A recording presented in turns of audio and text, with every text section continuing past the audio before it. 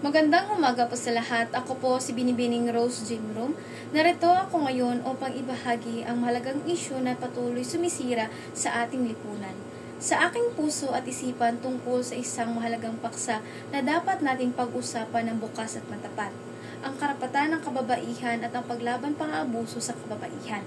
Sa ating paglalakbay sa buhay, ang mga babae ay nakakaranas ng iba't ibang anyo ng pang-aabuso, mula sa pananakot at panginsulto hanggang sa pisikal at sexual na karahasan. Ang mga babae ay madalas na biktima ng kawalang katarungan. Ang mga ito ay hindi lamang mga individual na mga kaso kundi sistematikong problema na nagmumula sa malalim na mga ugat ng diskriminasyon at kawalan ng pagkakapantay-pantay. Ang mga ito ay ang mga isyu na nagdudulot ng sakit, takot at kawalan ng katarungan sa ating mga kababaihan. Ngunit, hindi tayo dapat magpadala sa takot. Ang mga kababaihan ay malakas, matatag at may karapatan. Mayroon tayong boses, mayroon tayong lakas at mayroon tayong karapatan na mabuhay ng ligtas at malaya.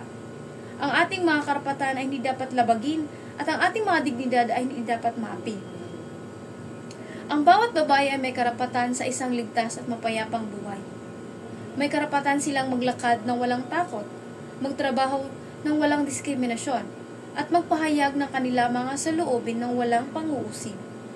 Ang pang-aabuso sa kababaihan ay isang paglabag sa kanilang mga karapatan at isang pagbabanta sa kanilang dignidad.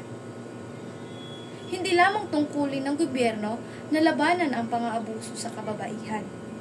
Ang bawat isa sa atin ay may pananagutan na itaguyod ang pagkapantay-pantay at igalang ang karapatan ng bawat babae. Kailangan nating magsalita laban sa diskriminasyon, suportahan ang mga biktima at magtrabaho para sa isang lipunan na nagbibigay ng ligtas at pantay na pagkakataon para sa lahat. Sa kabila ng hamon, mayroon tayong pag-asa at pagtaas ng kamalayan sa isyu ng pang-aabuso sa kababaihan ay nagbibigay ng pagkakataon para sa pagbabago.